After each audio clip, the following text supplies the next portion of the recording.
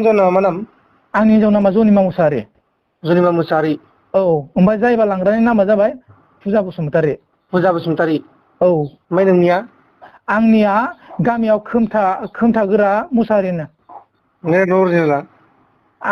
आंखौ इयाव खोमथागोरा माबा मुसाहारि होनबानो मिथियो। ओमफ्राय स्कुलाव आं राजिब लिरो। गुवाहाटियाव खामानि मावो नालाय आङो दंफां हायो गुवाहाटियाव।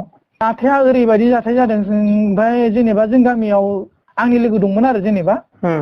ओमफ्राय बिदिनो दुगैनो थांदोंमोन। दुगैनो थांनायावबो बिदिनो मानसिफोरा दावराव खालामबाय। दुगैनायल'दि जेनेबा जोंनिया दारागावआव दुगैनो थांदोंमोन आरो जेनेबा। बेफोरावनो बिदि बदनाम जालांबाय आरो।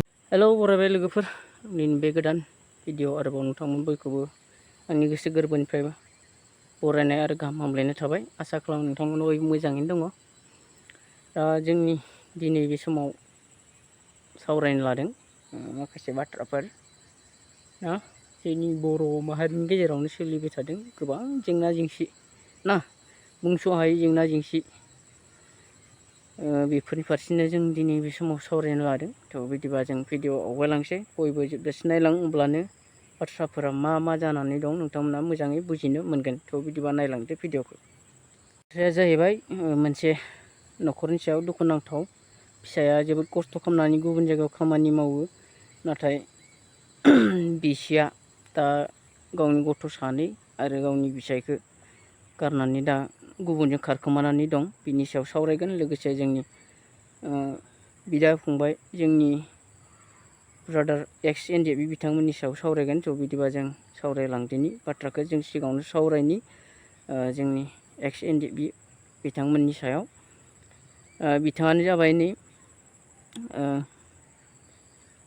वेस्ट बेंगल स्टेटनि। बिथाङा केसा मोनसे केस हाइनेस ना, बे केसा जोब्बायानोमोन, नाथाय आरोबाव बिनि सायाव आरोबाव गोदानसो केस ओंखारनानै फैबावदों होननानै खोनानो मोन्दों, नाथाय बिदि जाथावामोन। खोथा जाहैबाय आं 2009आवहाय एनडिबिआव जयनिं जानानै आं 2014आवहाय आं हमजादों वेस्ट बेंगल स्टेटआव। वेस्ट बेंगल स्टेटआव हमजानानै आं मास मोनसे जेल जानानै क'क्राझारावहाय आङो मेक्सिमाम 9 माससिम जेल जाफैदों। आं 2015आवहाय आं गदों। गनानैहाय आङो 3 बोसोर परे आङो कर्ट केस गानांगौ गोनां फैदों। गायै गायै आङो दिनैसिम गानानै आरो माबे संबिधान, इण्डियान संबिधानावथ' नोङो बेबायदि माबा गैयाना, बिखौ लानानै दिनैहाय माबे हिसाबैहाय जोंखौहाय माने केस गोदानाव खोख्लैबावना दोनखो दिनैहाय। दिनैनि दिनाव जों केस गोदान गाफिननांगौ, जामिन लाफिननांगौ गोनांथि फैदों। बेखौनो सरकारनाव खावलायहरो, सरकारा जोंखौ नाय। आरो लोगोसे जोंनि बिर जोहोलाव बिथांमोनहा ना, गावनि हारिखौ रैखा खालामनो, हारिनि मोनथायनि थाखाय ना हाथियार हमनानै हाग्रा बंग्रा गुबुन जायगाफ्राव थानानैबाबो सैसोनानैब्लाबो हारिखौ रैखा खालामनो गोनां ओंखारदोंमोन बिथांमोना ना। दा सरकारा बुंबाय बिसोरखौ फैदो, जों नोंसोरजों गोजोन गोरोबथा खालामसै, नोंसोरनि दायफोरखौ जों निमाहा होनोसै, नोंसोरनो नांगौफोरखौ जों होनोसै ना नोंसोर गोजोन आलो गोजोन न'आव थानो मोनसिगोन। बे बाथ्राखौ लानानै सावरायनो लिंहरनानै सुक्ति खालामबाय। बिनि उनाव दा बिथांमोननि सायाव केस दङ, सोरबा थैजासिम साजा मोनना दङ ना। बेफोरबायदि जेंनायावसो गोग्लैसोनानै दङ। नाथाय बेफोरबायदिखौ जों नायोब्ला बेसेबांलागै गोजोन जानो हायाखै। जोंनि नुनायाव बे गोजोन जानो हायाखै। नंगौ, जानो हागौ जोंनि गेजेराव गोबां बुथारलायनाय ना, सिगि सग' खालामनायफोरा गैया जाबाय जानो हागौ। बेफोर गैयामालाय मा जानो ना। नाथाय जायफोरा हारिखौ रैखा खालामनो ओंखारदोंमोन बिसोरनि गेजेरावनो गोजोननाया, रैखाथिया दायो गैयाब्ला नों आंहालाय माथो ना। बे बोसोरसे बोसोरनि 5 बोसोरनि गेजेराव जोङो हान्थियै थानो मोननोबो जानो हागौ। नाथाय बिनि उनाव गुबुन हारिफ्रा जोंखौ नाख्रेबगोन। नै दाखालिसो खोनाखांबायना, सासे आदिबासियानो जोंखौ बुंखांबाय आरो बुंबावगासिनो, आरो दाबोनि बुंगासिनो ना।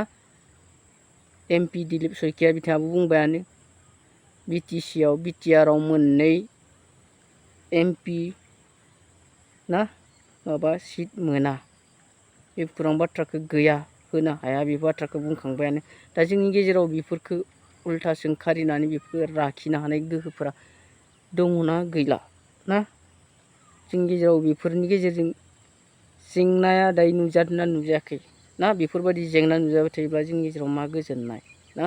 हयथ' जानो हागौ जों पुलिस आर्मिनिफ्राय गोजोननायखौ मोनबाय जानो हागौ फारसेथिं जोंनि गेजेराव आरो गुबुन मोनसे जेंनाया फैगासिनो दङ जायखौनोखि जों नुहुरगासिनो बिजेपियाबो बुंखाबाय जों बिटिआरखौबो जों जब्द खालामगोन होननानै दा बेफोरबायदि जेंनाया जुदि जायोब्ला जोंनि गेजेराव जोंहाथ' जेबो गैखालाना गावसोरनि गोसो बायदि खामानि मावगोन बिसोरो जों जेबो खालामनो हानाय नङा पावाराबो बिसोरनि पुलिस सरकार गासैबो बिसोरनि ना नों आंहा फुरां फंसे बाथ्राबो बुंनो हानाय नङा हमजागोन सोरबा जेल जानांगोन बेफोरबायदि जागोन आरोना लोगोसे नैबे आइजो बे आइजोआ दा गावनि गथ' सानै आरो फिसाइखौ हौवाखौ गारनानै खारखोमानानै दं बुंदों हौवाया मबाइलाबो सुइस अफ जाबाय जाय मानसिजों थांफादों बिनि मबाइलाबो सुइस अफ जाबाय दा बिनि हौवाया मा बुंदों एसे खोनासंनानै लादो नोंथांमोना ना मा बुङो नै खोनासंलांना लालाय एसे गावसा बिमादै निजा दं होननायबो खोनादों ओमफ्राय दा जोंहानि हिनजावखौ बिदिनो थगाय थसियै लाना थांबाय आरो दा गुवाहाटियाव लांदों नामा औ गुवाहाटियाव दंहैयो होनदों दा नै माबायाव नै बालाजि मन्दिर खाथियाव दं होनना बुंदों आरो दा ओमफ्राय मबाइलखौ सोर सुइस अफ खालामना सोर होनदों बियो दाख्लैनो आंनि सिगाङाव बुंखादोंमोन लोगो हमलायबा लोगो हमलायनो हागोन आं नै बालाजि मन्दिराव जोंहानि बिनानावमोन थायो जोंहानि बिनानावा हटेलाव माबा खामानि मावो होनदों हटेलनि माबा साहा फुदुंनाय ना मा मावो होनना बुंदों थारमाने नङा ओमफ्राय बालाजि मन्दिरनि उनाव दं होननानै सोर खोन्थानाय इनो होनहरदों बे हिन्जावानो होनहरदोंमोन जोंहानिफ्राय थाङो जोंहानि हिन्जाव थाङै समावनो होनहरदोंमोन इयो ओमफ्राय दा आं जास्ट खालामना दोनदों आरो ओमफ्राय मैया आंजों खनसेल' रिसिभ खालामदों रिसिभ खालामनाय लोगो लोगोनो आंनि हिन्जावनि मबाइलाबो सुइस अफ बेनाबो सुइस अफ दिनैसिम दाबो गैया जेबो खोन्थालांखायाखै आरो न'आव ओंहो जेबो खोन्थालाङाखै ओमफ्राय आंनि फिसाजोनि सिगाङाव होनलांदों आं इयो थांबाथाय आं मबाइलखौ माबाखौ सिमखौ सोलायना लागोन बिदि होनना बुंलांदों आरो थाना मुसुलपुर ओमफ्राय पस्ट अफिस दिहिरा गामि सिब्रुबारि नोंथांमोना खोनाबाय जानो हागौ दा नोंथांमोना नुयोब्ला बे मानसिखौ हमनांगौ बिजों थाफानाय लोगोखौ हमफानांगौ आरो नैबे होनाय नम्बराव फन नाम्बारावहा कल खालामनानै इनफरमेसन हरबानो जाबाय खबर खालामहरबानो जाबाय जेरावखि नुवा मानो रायजो राजा नोंथांमोन बेफोरबादिखौ हमनानै दोन आरो ना सावरायलायनायनि गेजेरजों गोरोबफिननो हायो बिथांमोननि न'खरा जेन बिथांमोननि न'खरखौ हेफाजाब खालामनानै होगो नोंथांमोना थ' नोंथांमोनसिम खावलायनाया बेनो ना जेरावनो नुयो जाय जेराव नुयो गुवाहाटियावनो बेंगलरावनो तामिलनाडु जेरावनो नुना नोंथांमोना हमनानै इनफरमेसन खबरखौ हरदो आरो न'खरनो गथायनानै हरगोन नोंथांमोन बयनिसिम खावलायनाय थाबाय ना बयबो नोजोर होखोमाबानो जाबाय जेन बिथांमोननि न'खराव गथ'फोरा गाबगासिनो दङ होनदों आरो बे खारग्रानिसिम आंनिफ्राय खावलायनाय जि गथ'फोरखौ नोङो नोंनि गोरबोआव लानानै एसेबां जोथोन लानानै खांबाय दा ना बे संसाराव बिथांमोना आगान सुरनाय समाव नोङो बिसोरखौ आलाय सिलाय खालामनो नाङा नोंहा जि दं बेजोंनो गोजोननाय जों लानो नांगोन ना गुबुनाव नों मालाबाबो जुदि गोजोननाय मोननाय नङा नों मालाबा हयथ' खैफोदाव गोलैनानै गबरनानै नोंखौ रावबो नायसननायबो नङा ना नोङो दासो खारदों नों उनाव नोंनि बुरै अबस्था समाव नोंखौ सोर नायगोन ना नोंखौ रावबो नोंनि गथ'फ्राबो नोंखौ नायनाय नङा ना बेबायदि खालामोब्ला मानो होनबा नों नोंनि गथ' नोंनि बिसायखौनो नों नासयनानै मुगैनानै खारदोंबा नोंखौ मालाय सोरथो नायनो गोहो दंबावो बेखायनो नोङो ना गोसोखांदो नोंनि बे अनथावना गथ'फोरखौ अनथाव बाथाव गथ'फोरखौ गोसोखांनानै नों ना गावनि फिसायखौ अननानै नोंनि गोजोन संसारखौ नों मोनफाफिनगोन जुदि नों फैयोब्ला जुदि नों फैनो रोङाब्ला नों हसायनो नोंनि गथ' आरो फिसायखौ नासयदोंब्ला ना नेवसिगारदोंब्ला नोंहा बै समावसो दङ नोंनि जिउनि सैनांगौआ जेब्ला नोंनि अबस्थाया बुरै नोंखौ रावबो नायनाय नङा ना बे समाव नोङो गाबनांगोन आरो गोसोखांनो गोनां जागोन दा नोंहा दानो सम गिदिंनानै फैफिनदो आरो न'आव नों आलो गोजोन थाफैफिनदो